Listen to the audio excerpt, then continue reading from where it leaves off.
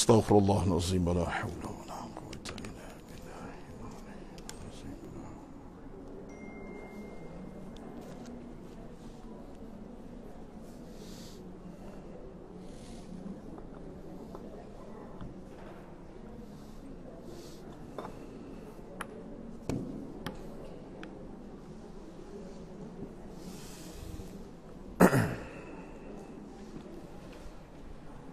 الفاتح.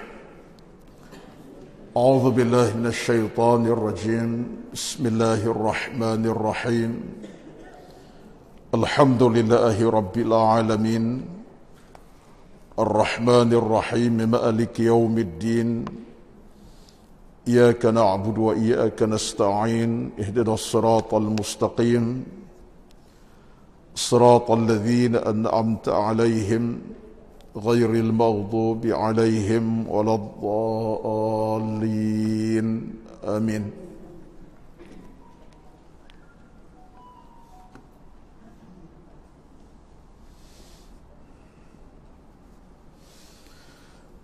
السلام عليكم ورحمة الله وبركاته. الحمد لله رب العالمين والعاقبة للمتقين ولا عدوان إلا على الظالمين. أشهد أن لا إله إلا الله وحده لا شريك له وأشهد أن محمدا عبده ورسوله صلاة وسلاما على حبيبنا المصطفى صلى الله عليه وسلم وعلى آله من اهتدى. اللهم رب اشرح لي صدري ويسر لي أمري واحلل عقدة من لساني يفقه قولي يا رب العالمين. أما بعد. أعوذ بالله من الشيطان الرجيم. قد أفلح من زكاها وقد خاب من دساها. Yang bermaksud sesungguhnya beruntunglah orang-orang yang membersihkan jiwa raganya dan merugilah orang-orang yang mengotori jiwa raganya. Surah Asy-Syams. Sadaqallahul Azim. Alhamdulillah, di pagi yang penuh barakah ini kita sama-sama merafakkan syukur pada Allah Azza wa Jalla dapat berhimpun di tempat yang berkat, dapat bersama di majlis yang berkat dan berada pula di hari yang penuh keberkatan. Alhamdulillah. Terima kasih di atas undangan untuk hadir kali pertama pada pagi ini. Kali pertama maksudnya di dewan ni lah. Kalau di masjid tu dah acap kali. Ya. Bahkan dalam ingatan saya beberapa puluh tahun yang lalu, dalam sekitar pertengahan 95 ataupun awal 2000, saya pernah ada kuliah tetap di Masjid At-Taqwa ni. Kuliah hadis di 40. Masa itulah. Dan kemudian paksa berhenti daripada kuliah kerana faktor pindah lokasi rumah. Tapi sampai ini pun adalah beberapa undangan kuliah. Dan terakhir di sini pada hari Isnin yang lepas, kuliah Zuhur Ramadan 3 hari. Tapi untuk muslimat indah kali pertama lah. Dan saya ucap terima kasih kepada Puan Hajah, apa nama ya, tak ingat nama ya, di atas undangan. Sebab nama pelik sikit nak sebut tu. Alhamdulillah atas undangan ini. Dan saya pun follow dari jauh kelas pengajian Tuhan ni melalui beberapa rakan yang lain yang tetap. Dan untuk Ramadan hari ini, alhamdulillah saya diundang untuk hadir dalam kuliah duha ini jam 9 hingga pukul 12 tengah hari.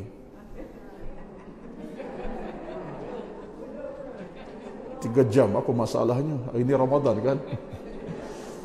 9 hingga 10 pagi, tarik baliklah. Tapi sepatutnya kalau puan-puan cintakan ilmu dan orang yang nak pada ilmu, dia kata apa? 9, 12, alhamdulillah. Ustaz, pukul 3 pun tak apa. Itu dia. Tapi kita faham ya. Puan-puan dah bersama tadarus Al-Quran daripada jam berapa tadi dan agak penat. Maka sekiranya saya akan tamatkan kuliah duha saya pukul 10 tepat insya-Allah. Jangan ke mana-mana hingga jangan selesai. Baik. Alhamdulillah di pagi ini kita bertemu dalam satu pertemuan yang penuh keberkatan di hari yang ke-12 Ramadan Al-Mubarak.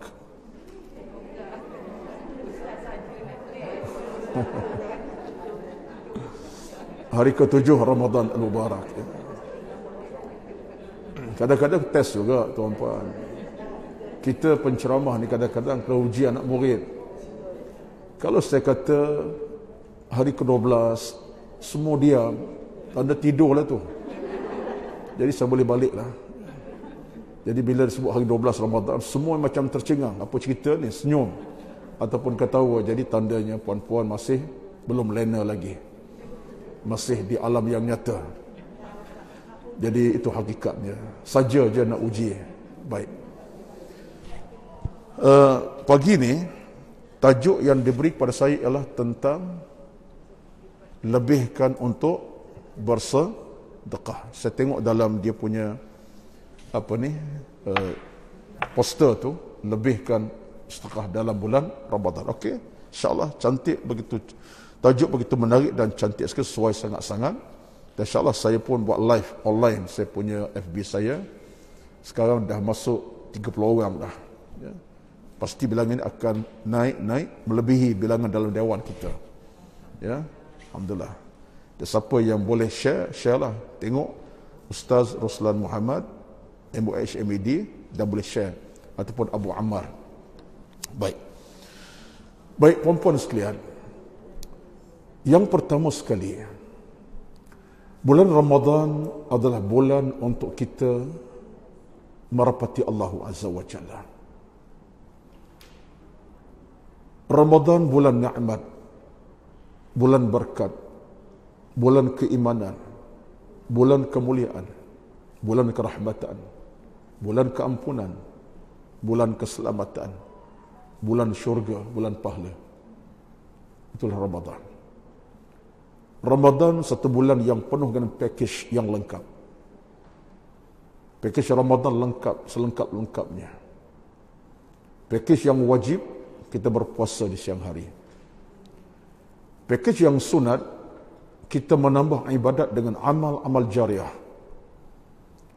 Betul, Ramadan ini, amal yang sunat, Allah akan berikan ganjaran pahala wajib. Pahala wajib. Puan-puan baca Quran kejap tadi, tadarus Al-Quranul Karim. Hukum bacaan Quran sunat yang dituntut. Tapi pahalanya, bila Ramadan masuk, seolah-olah kita sedang buat ibadat wajib. Seolah-olah pahala macam sembahyang zuhur, pahala berzakat, pahala buat ibadat haji, seolah-olahnya. Walaupun kita baca Quran, kita berzikir, kita bertasbih, kita bertahmid, kita beristighfar, kita bersedekah, kita bertahajud. Semua itu Allah beri ganjaran pahala amalan wajib. Adapun amalan wajib Ramadan, namanya sembahyang zuhur sebagai contoh, pahalanya 70 darajatan, 70 kali ganda. Itulah takwim Ramadan kepada kita. Sebab itulah Ramadan, tuan-tuan, bulan yang amat pelik pahala dan redha Allah Azza wa Jalla. Kalau ada orang tak rindukan Ramadan, abaikan Ramadan, dia telah menolak rezeki yang paling besar sekali. Kalau ada orang macam tu. Bagi Ramadan bagi dia macam bulan Syaban, tak pernah berubah daripada sudut amalan. Tidur pun tidurlah. Contohnya, ini kerugian paling besar. Sedangkan para alim ulama kita sendiri, kalau ikut kepada dalam beberapa catatan tentang alim ulama kita, Imam Asy-Syafi'i kita radhiyallahu anhu, bila sahaja Ramadan masuk tiba, Imam Asy-Syafi'i gembira dan nampak wajah kegembiraannya. Sampai anak tanya dia, apa yang menggembira kau wahai tuan guru? Apa kata Imam Syafi'i? Aku gembira sebab aku sedang bertamu di bulan Ramadan, aku sedang mengutip pahala yang melimpah ruah. Gembira.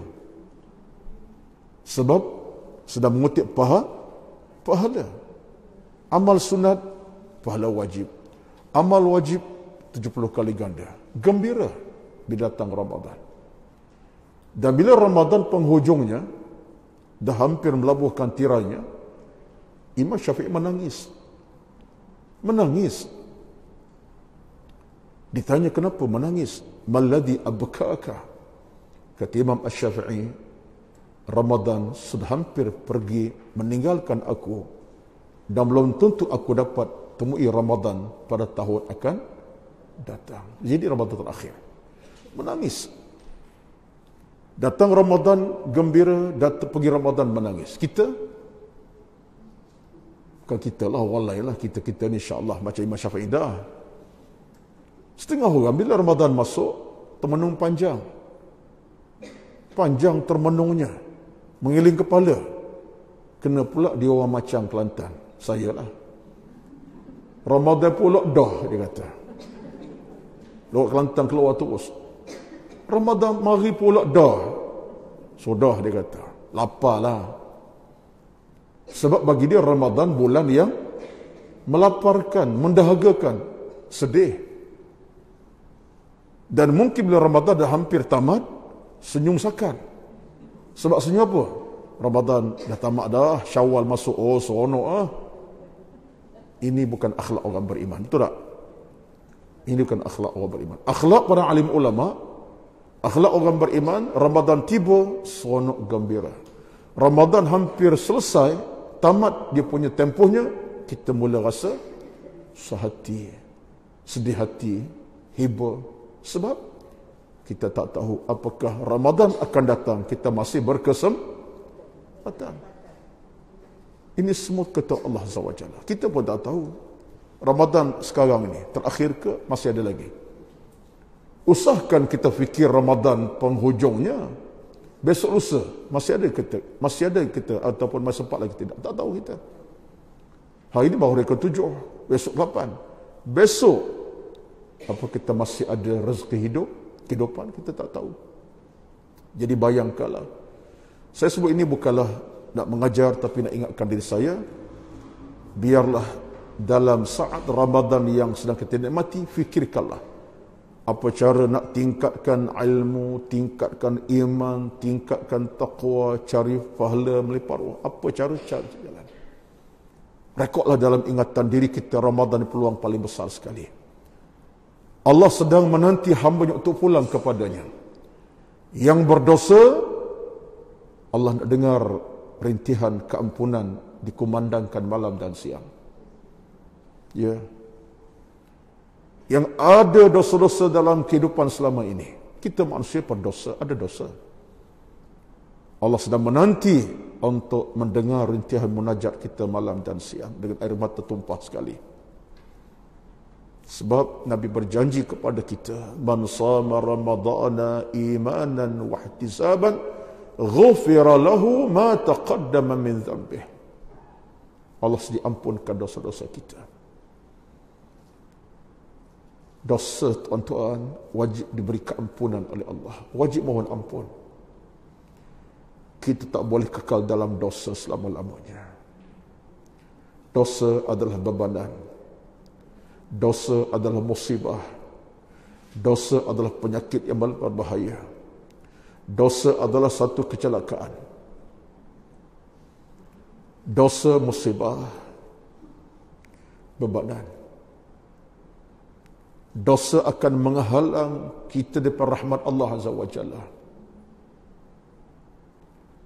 Satu, Allah sentiasa melihat hamba dengan pandangan cinta sayang kasih.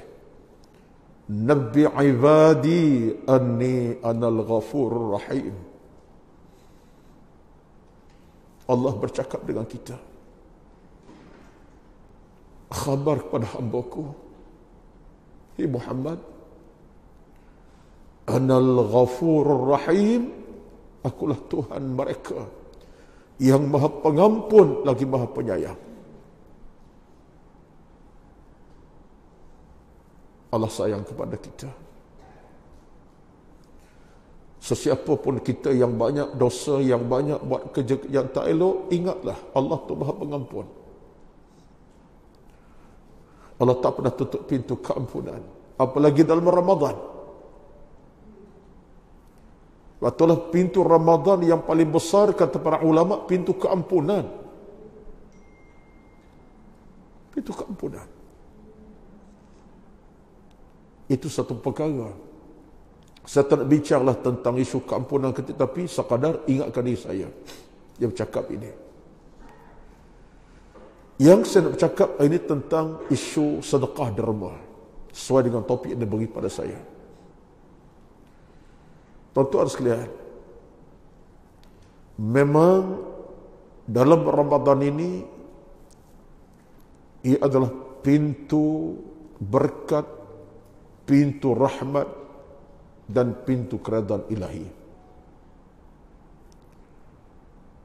Pintu berkat, rahmat dan redha Allah Subhanahu wa taala. Antara suatu perkara yang kita nak kena laksanakan, lakukan, tunaikan, ialah tentang bersedekah, menyumbang, infak. Kenapa kita diminta infak, menyumbang? Yang pertama, dalam agama kena ingat, apa yang kita miliki ia adalah di bawah pemilikan Allah Azza wa Jalla. Kita tak ada apa dalam hidup ni, puan-puan. Tak ada apa kita miliki. Semua yang kita miliki, wa ma bikum min ni'matin fa min Allah. Semua yang kamu ada dalam hidup, kata Allah, semua milik aku belaka. Semua milik Allah, bukan milik mutlak kita. Yang kita ada sekadar penghujungnya nanti kain putih yang melekat di badan kita. Itu yang kita miliki. Orang perempuan 5 lapis kain putih melekat di badannya. Orang lelaki 3 kain putih melekat di badan. Itulah yang kita miliki. Dengan berkapaskan kapas yang nipis, berwangikan air mawar yang sekadarnya, dengan dikapur baruskan untuk melengkapkan mayat supaya ada bau cantik sikit. Itu yang kita miliki. Arti yang kita ada sekarang ini, semua kita tinggalkan. Tapi dalam agama, kita bukan nak tinggal free begitu sahaja. Kita tinggal supaya apa tinggal itu berjasa kepada kita nanti. Itulah salah satu di antara perkara yang boleh memberi jasa kepada kita ialah infak, sedekah dan sumbangan. Ini antara amalan yang puan-puan pasti menjadi asbab untuk kita sejahtera. Infak dan sedekah. Dalam satu hadis Imam Muslim, Nabi sebut dengan jelas, dan ini hadis ini saya ingat semua orang tahu. Idza mata ibnu Adam inqata'a 'amaluhu illa min thalathin. Bila kita meninggal dunia sahaja, 3 amalan yang tak putus daripada kita. Kita dah mati, Jasad dah hancur lebur, dimakan ulat-ulat tanah. Tak ada apa yang tinggal dah. Yang tinggal nama Allah yarham Ruslan bin Muhammad, saya lah. Tak sebut nama puan-puan. Tak sebut nama perempuan, dia marah pula kat saya. Nama aku disebut. Kenapa? Contohnya, aku tak nak mati lagi. Saya beranikan, saya pun takut nak mati. Tak beranikan diri lah. Yang tinggal namanya Allah yarham Ruslan bin Muhammad, meninggal tak kasihan. Jasad datang. Tetapi yang kekal dengan si mati saya yang meninggal ialah infak saya. Waktu Nabi bersabda, Nabi kata apa? Idza mata ibnu Adam inqata'a 'amaluhu illa min thalathin. Apabila manusia meninggal dunia, terputus semua urusan hidup. Terputus. Kecuali 3 yang tak putus. Dengan si mati. Ini yang kita nak kena ambil cakna. Tolonglah. Hadis ini kalau Ustaz Asyarah 1 jam tak cukup. Tapi ambil kesempatan untuk saya rakam kepada puan-puan. Semua kita. Sang ibu, sang ayah, sang anak. Tolong rakamkan dalam hidup kita. Ini merupakan pencen kubur kita nanti. Pencen kubur kita. Pencen yang tak pernah berhenti, masa waktu berjalan saja pencennya. Sampai bila-bila. 3. Yang pertama, anak yang salah. Mendoa kepada ayah ibu yang telah meninggal dunia. Anak yang salah berdoa buat ibu ayah yang telah meninggal. Pencen kubur kita. Selama anak kita berdoa buat kita, ingat wajah ibunya yang telah meninggal. Tangan diangkat, diucapkan dengan hati penuh ikhlas. Ya Allah, ampunkan dosa ibuku, makku, mamaku, mamiku, ummiku, ya Allah. Anak kita berdoa buat kita. Tenang kita di alam barzakh, tuan-puan. Tenang. Anak kita 6-7 orang kita tinggal, semua anak-anak yang beriman. Lafaz berkumandang malam siang, minta Allah ampunkan dosa kita. Dapat itu rezeki, punya rezeki, tuan-tuan, puan-puan. Sebab anak soleh. Bayangkan siapa yang tak nak semua ini. Sebab itulah perjuangan membina anak soleh bukan kecil. Apalagi dalam cabaran dunia semasa pada ini, bukan mudah. Kita hanya boleh tinggal si anak, belum tentu soleh si anak itu. Kalau tak dicipta, dibina kesalahan mereka dalam amal, ilmu dan seumpama, kita usaha. Yang kedua ialah ilmu yang kita pelajari dan kita amalkan. Puan-puan belajar ilmu, amalkan. Tahu tentang halal, haram, dosa, pahala. Lebihnya sekian-sekian amal, buat. Yang ketiganya ialah, kata Nabi, ini kita nak ambil, apa dia? Iaitulah sedekah jariah yang kita tunaikan masa hidup. Sedekatin jariyatin, infak, derma, sedekah yang kita buat masa kita hidup. Ini, tuan-tuan, merupakan nyawa kita. Nyawa ini nyawa yang tak akan padam. Bahkan berterusan sampai kiamat. Walaupun kita mungkin tak beri banyak pun, sekadarnya. Tapi Allah bukan hitung atas banyak ke sikit. Allah pandang isu keikhlasan kita. Kualiti amal, bukan kuantiti. Sikit banyak bukan ukuran. Sebab kalaulah dalam agama infak diasas kepada banyak, yang banyak berpahala besar, sikit kurang, maka tidak adil. Sebab ada manusia yang tak mampu untuk menyumbang banyak, betul tak? Di atas faktor harta yang tak banyak, kelemahan itu berlaku. Ada orang yang Masya Allah, Allah beri berapa, layak bagi menyumbang banyak. Maka Allah tidak nilai kita berasas kepada kuantiti, yang Allah nilai kualiti kita, keikhlasan. Tapi yang penting dalam hidup kita, kalau banyak lebih baik daripada sikit. Ikhlas pula tu. Yang penting ikhlas. Baik. Kalau begitu ceritanya tentang soal infak ini, apa kata Ramadan pula? Nabi SAW diriwayatkan oleh 2-3 sahabat. Antara yang meriwayatkan tentang Nabi, isteri baginda sendiri, Aisyah radhiyallahu anha. Sampai Aisyah kata tentang Nabi, apa kata Aisyah tentang Nabi SAW? Dalam riwayat sahih daripada Aisyah sendiri, menyatakan bahawa adalah Nabi sallallahu alaihi wasallam, bila tiba saja Ramadan, aku tengok Nabi dalam wajah sedekah ini, kata Aisyah, adalah merupakan insan yang paling suka, paling seronok untuk menyumbang derma infak. Seumpama, kata Aisyah, kana ajwadun nasi bil khairi minar rahil mursalati. Kata Aisyah ni, Aisyah isteri Nabi, paling hampir tengok Nabi malam siang. Kata Aisyah, bila Nabi masuk dalam bulan Ramadan ini, dia punya amal jariah sedekahnya lebih laju daripada angin yang kencang. Angin kencang dah tu, ributlah kata-kata tu, menerbangkan semua perkara. Tapi Nabi dalam sedekah Ramadan lebih kencang daripada angin yang kencang itu. Apa maknanya?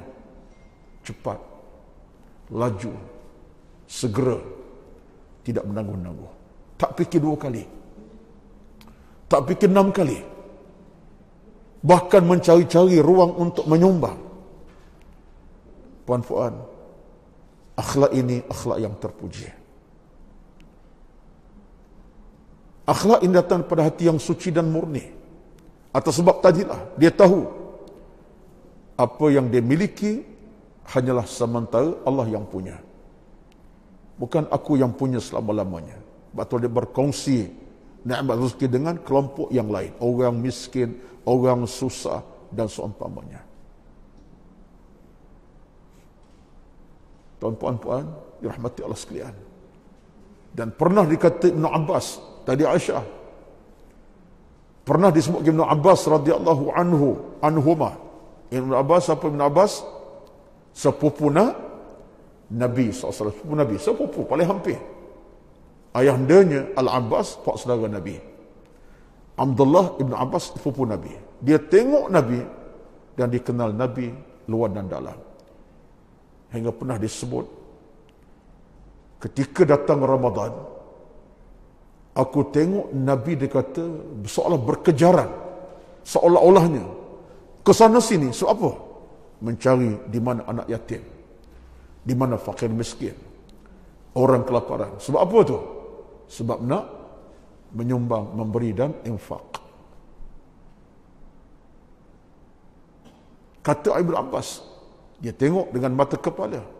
Berkejaran Nabi, makna bersegera untuk mencari anak-anak yatim, orang-orang yang lapar, miskin, untuk disumbang apa yang Nabi miliki. Sampai kata Ibn Abbas, aku tengok Nabi insan yang cukup pelik. Puan-puan semua, benda-benda macam ini sebenarnya dia tak mudah muncul dalam hati nurani kita. Kita sebuah infak sedekah ni, dia tak boleh datang begitu rupa dalam maksud yang mudah-mudah, tidak. Sebab itulah kita nak bina infak atas nama iman dan ilmu. Dia mesti terbina infak, derma, sedekah ini melalui iman dan ilmu. Kenapa? Sebab secara moralnya, kalau ilmu iman tak ada dalam hati, yang datang ialah kedekut, bakhil, tangka jering. Apalagi nama-nama yang lebih teruk pun ada. Orang Kelantan tak hidup masin. Itu jangan catat. Tak payah catat lah. Orang Kelantan tak hidup masin. Jadi orang tu dia pernah makan dia sendiri. Kotor sungguh ya. Tapi nak cerita, itu bahasa kedekut dan bakhil. Dan kita manusia memang ada sifat macam tu.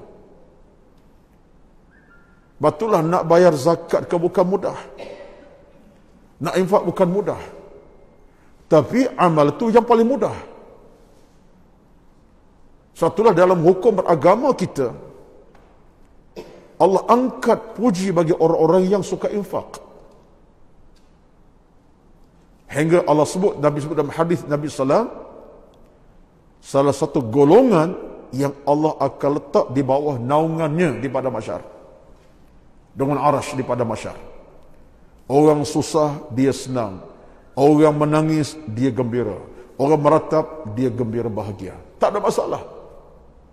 Siapa golongan ini kata Nabi? Salah satu bertujuh golongan. Sab'atun yudhilluhumullahu fi dhillin yawma la dhilla illa dhill. Tujuh golongan. Salah satunya ialah seorang manusia yang masa hidupnya dia infak dengan tangan kanan seolah kiri tak tahu. Dia infak dengan kanan tapi kiri tak tahu. Makna apa tu? Sampai tangan kiri tak sempat tahu. Padahalnya tangan kanan kiri sama aja. Gambarannya segera, cepat dan suka menyumbang. Ini gambaran. Puan-puan, nak derma, nak menyumbang infak bukan mudah. Sebab bila manusia merasakan itulah yang dia miliki. Waktu ilmu kena ada, iman kena kuat. Bila ilmu memimpin kita, iman memandu kita, bab infak sedekah ni cukup mudah untuk dilakukan. Sebab apa? Sebab dia tahu demi untuk keselamatan di hari akhirat, infak akulah penyelamat aku di padang mahsyar sana. Puan-puan, saya nak rakamkan satu peringatan daripada Al-Quranul Karim. Ini sembayangan penting belaka ni. Dalam Al-Quran, cuba tengok dalam surah Al-Munafiqun ayat ke-10. Dalam Al-Quran, Allah rakamkan cerita dalam surah Al-Munafiqun ayat ke-10. Allah sebut satu kisah yang penting. Boleh kita ambil iktibar ni. Siapa yang masih kedekut, yang masih bakhil, Ustaz kata perempuan ni, Ustaz kata, saya tahu perempuan ni orang yang suka infak, nampak wajah-wajah tu, walaupun tak pakai mask pun nampak, ya, wajah ceria tu. Tapi dalam hubungan Allah sebut satu kisah dalam Quran. Al-Munafiqun 10, Allah sebut tentang apa ceritanya. Laula akhartani ila ajalin qaribin fa asaddaqa wa akun minas salihin. Di hari akhirat nanti ada golongan manusia yang menyesal. Menyesal di hari akhirat. Apa yang berlaku? Semasa hidup di alam bumi dahulu mereka payah nak menderma bersedekah. Masa hidup dahulu nak infak tu payah, sangat payah. Kedekut bakhil mengatasi segala-galanya. Nak menyumbang tu payah. Sebab terikat dengan harta dimiliki, dia kata hak dia, mana boleh orang. Bila sampai di hari akhirat, mereka bercakap dengan Allah, laula akhartani ila ajalin qaribin fa asaddaqa wa akum minas salihin. Ini penyesalan. Lalu kata mereka ini, golongan menyesal, dia kata, wahai Tuhan, kalaulah masa hidup dahulu berikan kami panjang umur sikit. Sebab apa? Sebab kalau kami umur panjang, sebenarnya kami nak bersedekah pun. La as-saddaqa, kami akan infak, kami nak menyumbang bersedekah. Supaya kami jadi orang saleh. Minta di padang mahsyar. Minta di hari penyesalan. Ini cuma cerita-cerita yang Allah nak cerita kepada kita. Orang-orang yang menyesal. Adakah ada peluang kita nak balik semula ke? Tak ada peluang dah. Tapi mereka menyesal. Lalu kata mereka, kalaulah engkau yang lewatkan kematian kami nak bersedekah. Di sini timbul satu soalan. Puan-puan fikir sekejap.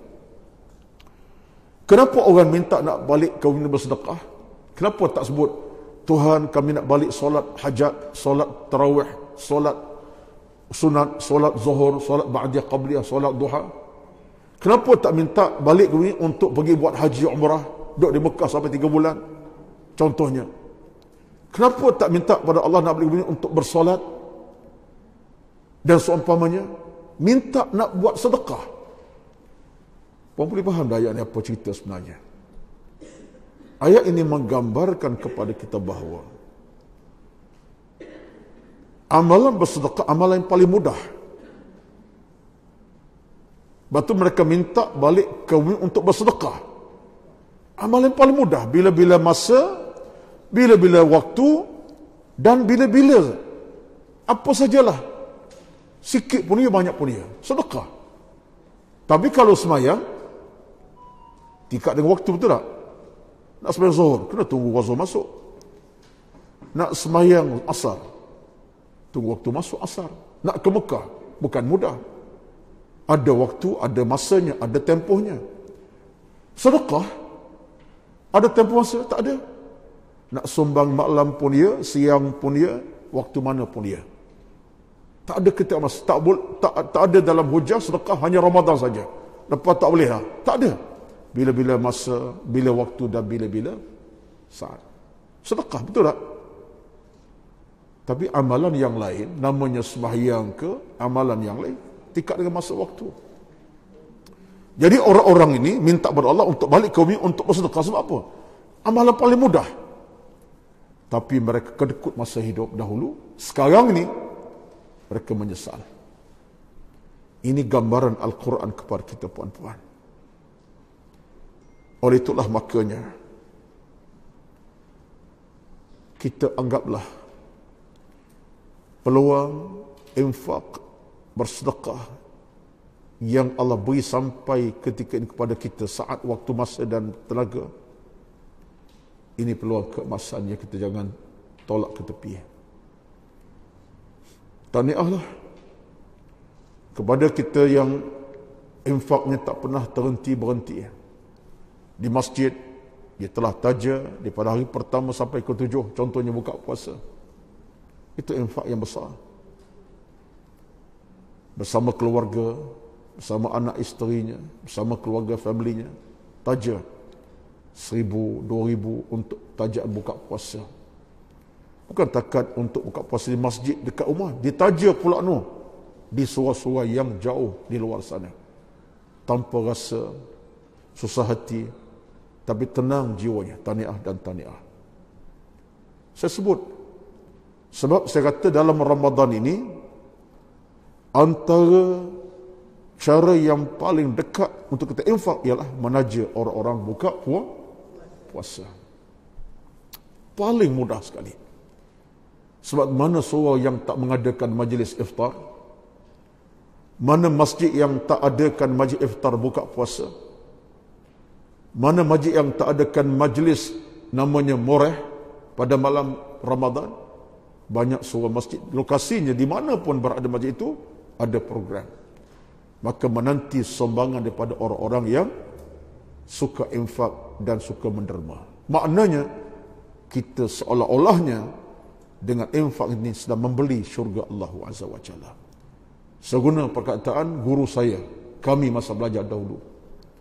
Guru kami masa belajar dulu sebut, bila anda menyumbang, anda infak, seolah-olah anda sedang meletakkan saham untuk membeli syurga di padang mahsyar nanti. Makin banyak infak, makin mahal harga syurga kita akan kita diami.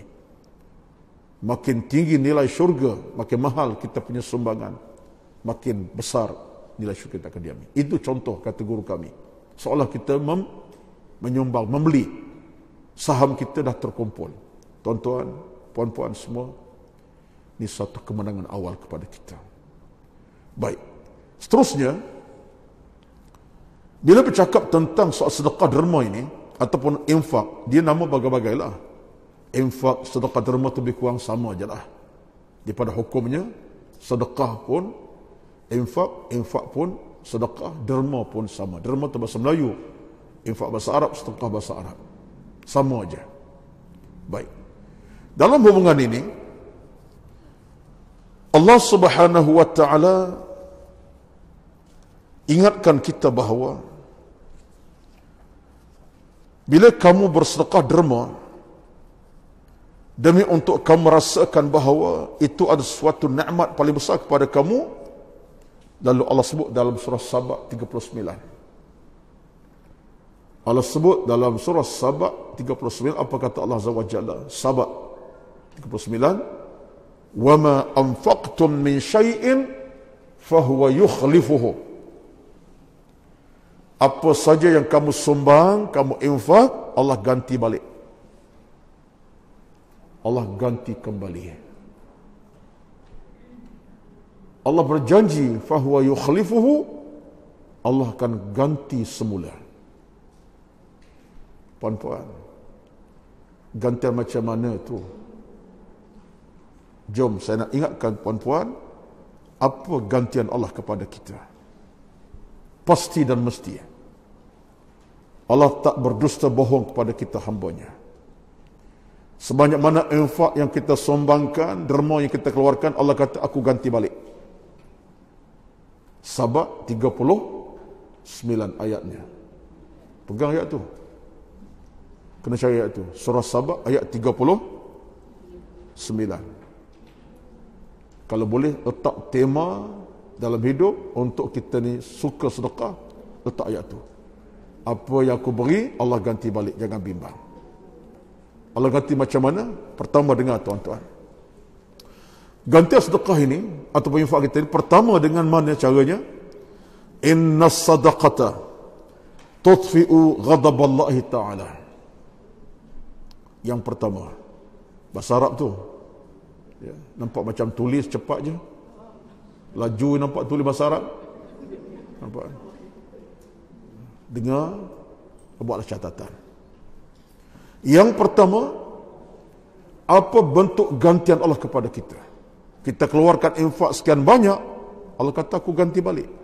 Yang pertama, dengan sedekah tersebut, Allah ganti cara mana?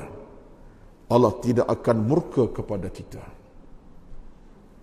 Itu gantian secara ruhi.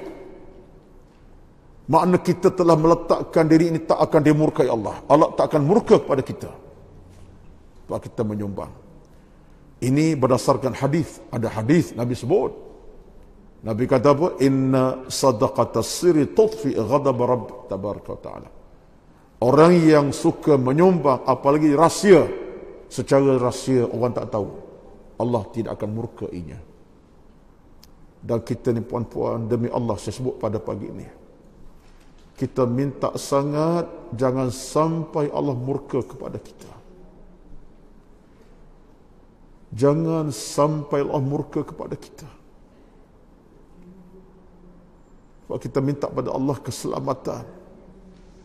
Rabbana atina fid dunya hasanah wa fil akhirati hasanah wa qina azaban nar.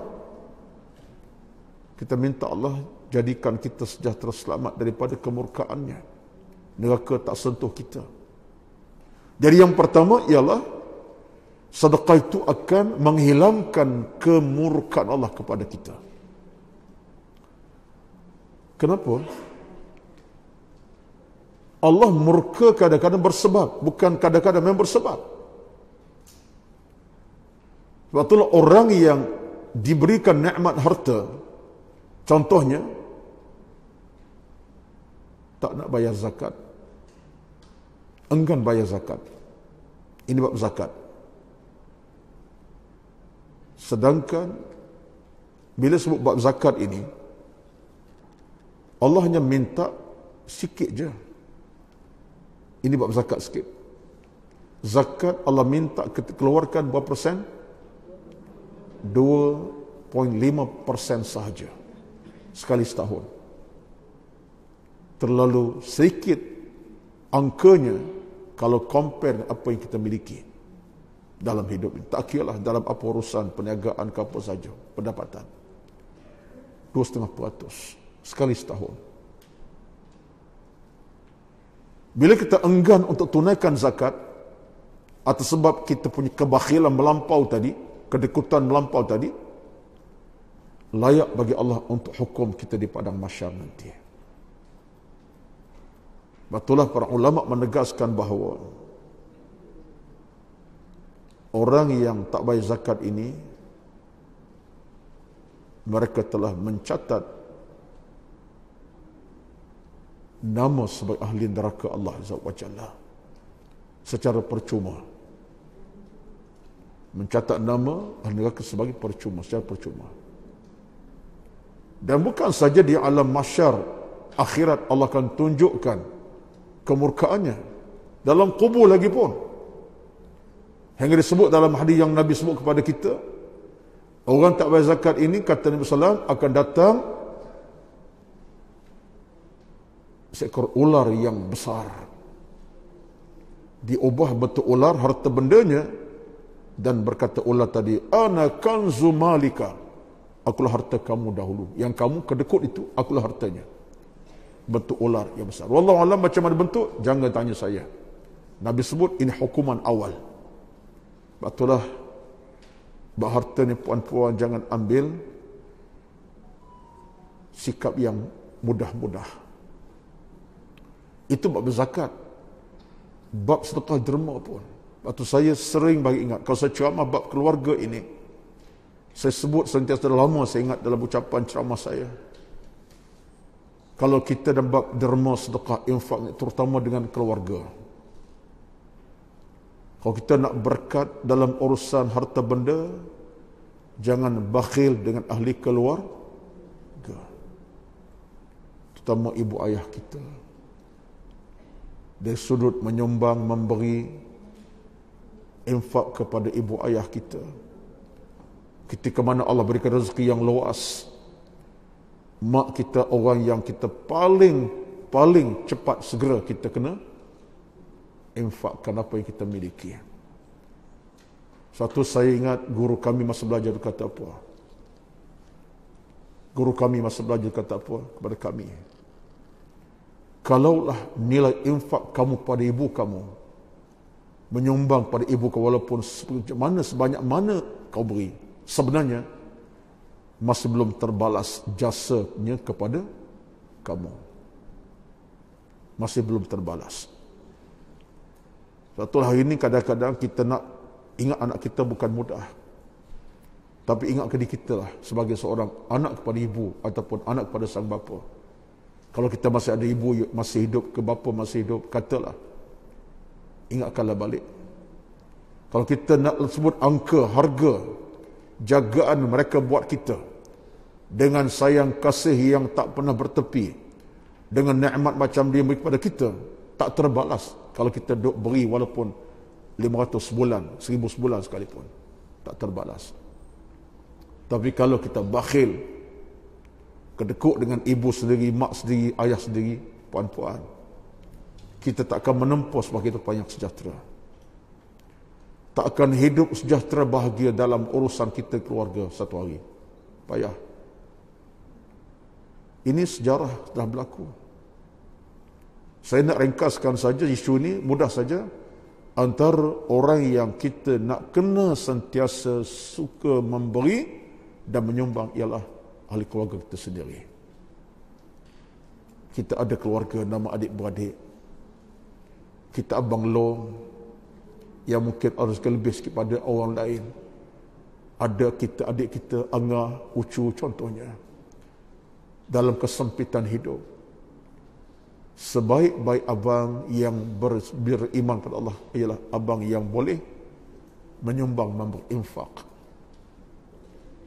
Itu bukan amanah kita secara hukum, tetapi dari sudut agamanya itu lebih terbaik. Sebab itulah kadang-kadang kita kena tengok dalam kacamata iman, puan-puan. Saat kita boleh nikmati segala-galanya dalam hidup kita atas nikmat kemewahan, kalau ada di kalangan adik-beradik kita yang makan pun tak lepas, yang minum tak selesai, pakaian pun tak ke mana, kita patut tengok kacamata. Dia adalah saudara aku, sekandung, sebapa, seibu, saudara sedaging, seketurunan. Tak mau banyak pun sikit. Kak Lang, ini abangah ada sikit. Kak Lang, buat belanja. Kak Lang, doalah abangah ada sikit lebih lagi, insyaAllah. Ikatan sayang makin menebal. Ikatan cinta makin kukuh. Ikatan hati makin dekat.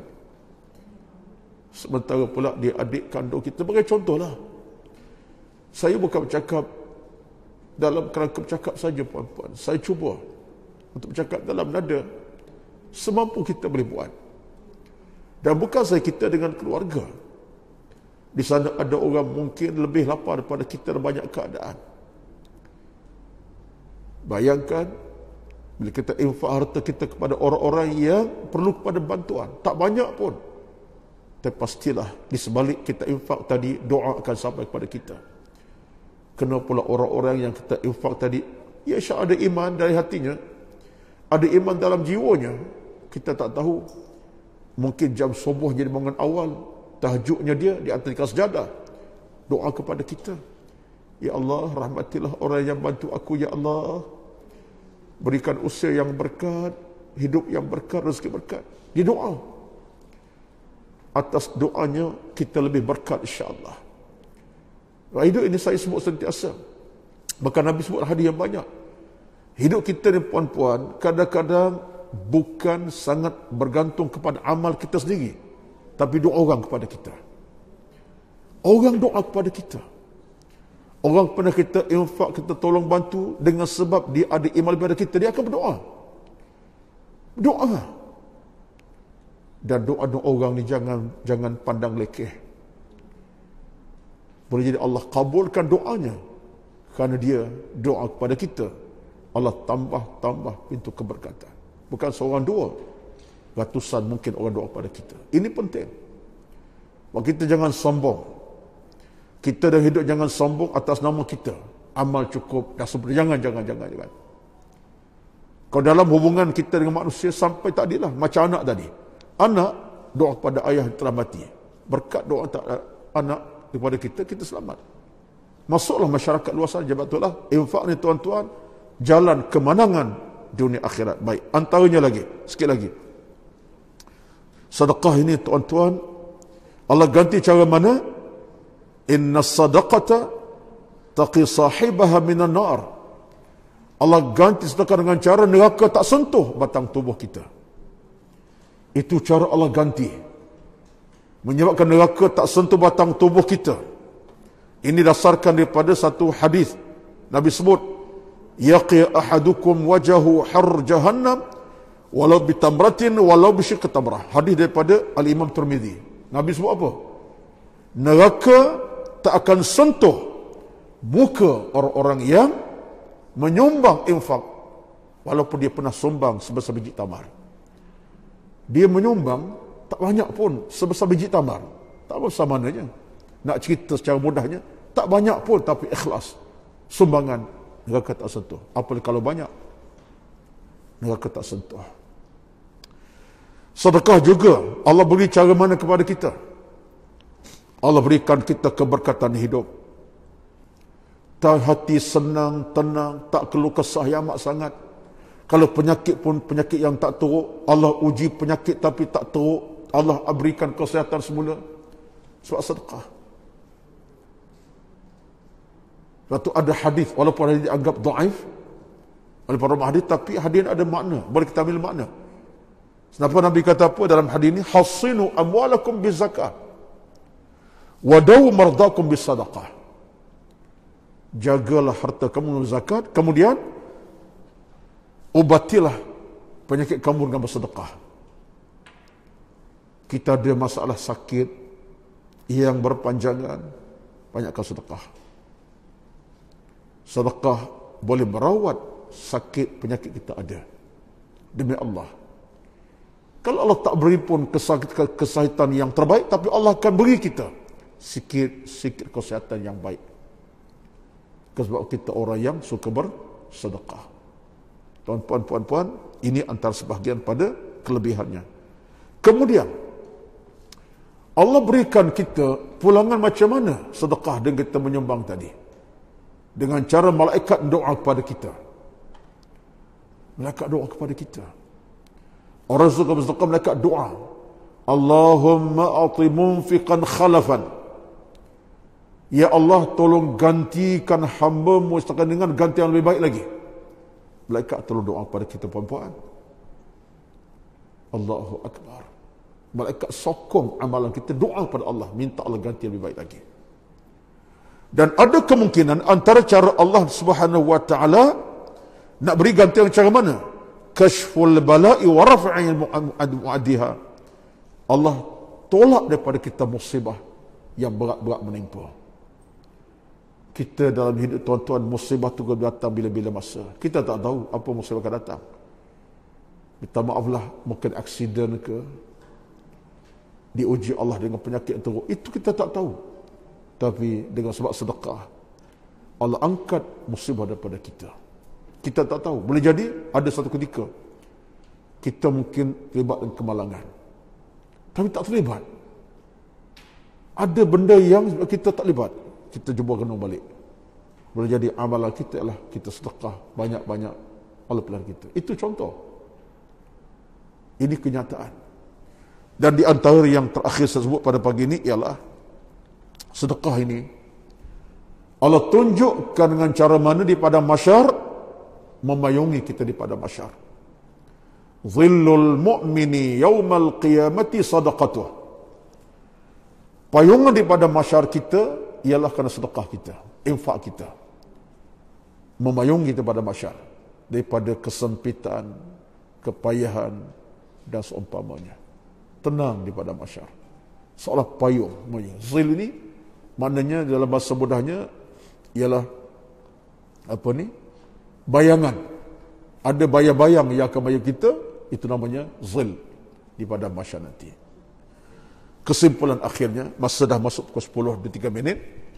Puan-puan, cukup dah. Saya pun dah rasa saya puasa hari ni. Tu yang nampak nanti. Betul lah, betul tak? Saya pun duduk ceramah lama, air pun tak ada atas meja hari ni. Baik puan-puan. Gua. Baik. Puan-puan semua, kesimpulannya ialah amal infak, jariah, sedekah adalah pakaian orang beriman. Pakaian kita akan memberikan kita keselesaan. Bila kita berpakaian, kita selesa. Menutup aurat kita, marawah kita.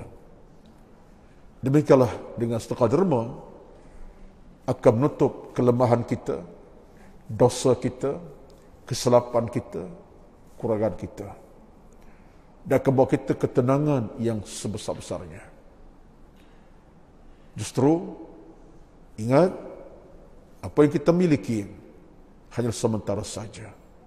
Pemilik sebenar Allah Azza wa Jalla. Dan infak sumbangan tidak pernah memiskinkan kita. Nabi sebut dalam hadis, ini akhir tuan-tuan, Nabi kata apa? Ma naqasa malun min sadaqatin. Tidak pernah berkurang mana harta yang disumbangkan. Tak pernah miskin orang yang suka infak.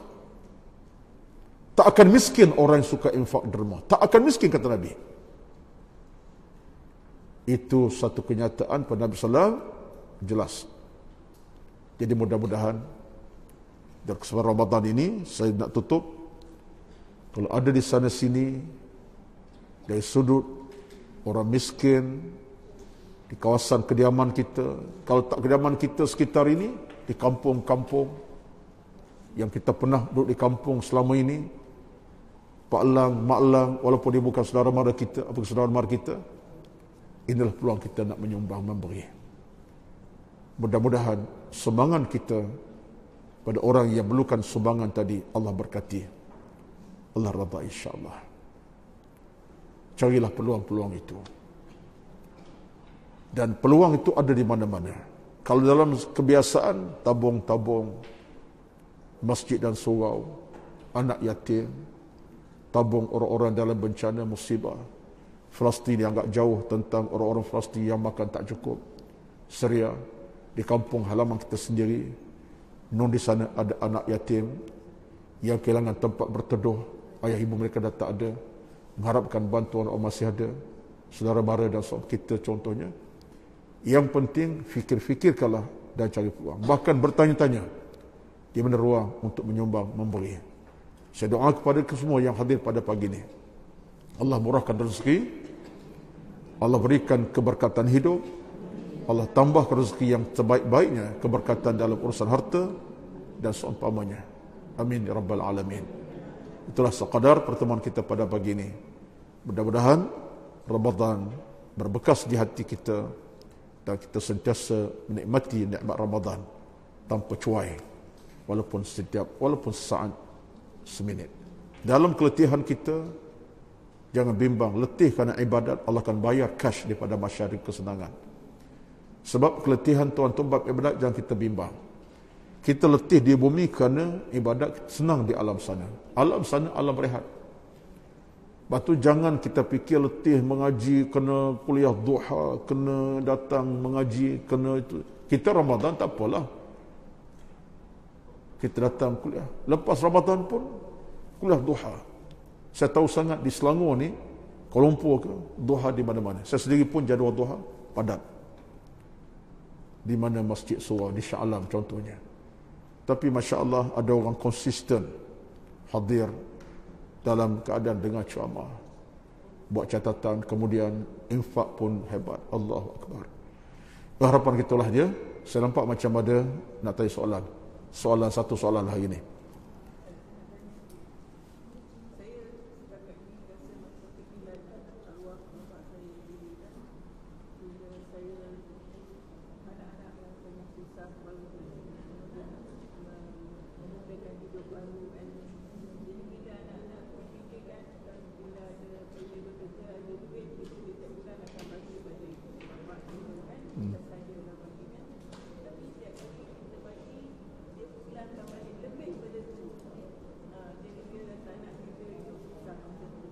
Ayahnya.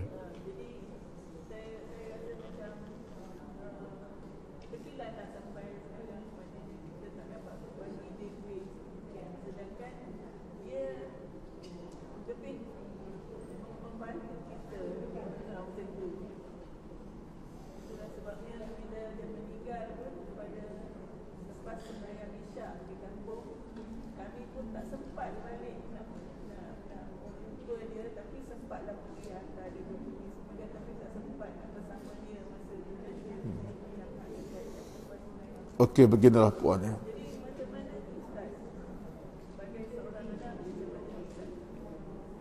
Dia begini, saya faham cerita begini. Yang pertama sekali, kita sebagai anak yang salah, kita berbakti bukan hanya dalam faktor keuangan semata-mata. Kita berbakti dengan amal-amal jariah yang lain. Keuangan kita beri, sikit sebanyak kita hulurkan. Soal ayah terima tak terima, dipulangkan balik, itu adalah tanda ayah kita seorang yang bijak dalam beragama, ada ilmu di dadanya. Baik, yang keduanya ialah kita buat sedekah dalam bentuk yang bersifat pahala.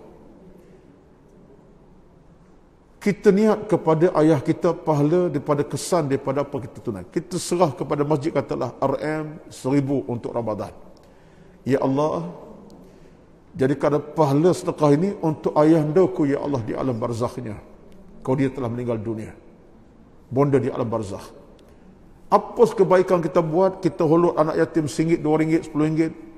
Ke masjid kita hulurkan sekian banyak. Niat pahala untuk si ayah yang telah pergi ataupun ibunda telah pergi. Jadi bakti itu akan berterusan. Sebab bagi kita yang penting adalah kita dengan ayah mak tak putus hubungan dalam bentuk pahala. Kalau ia telah pergi. Kalau dia masih hidup, beri wang ringgit. Dalam kata-kata yang mudahnya, berilah, dia nikmati. Tak sikit, banyak sikit, itu bukan penting. Jadi puan-puan yang bertanya, saya faham cerita tadi. Jangan kita rasa terkilan, yang rasa kita terabai, kita macam terkilan ataupun rasa tak perlu. Yakinlah Allah nilai amal kita dasar kepada hati kita yang tulus mulus, dan dasar kepada amal kita Allah akan nilai kita. Jangan bimbang. Pentingnya ialah berbakti kepada ibu ayah dengan apa cara sekalipun.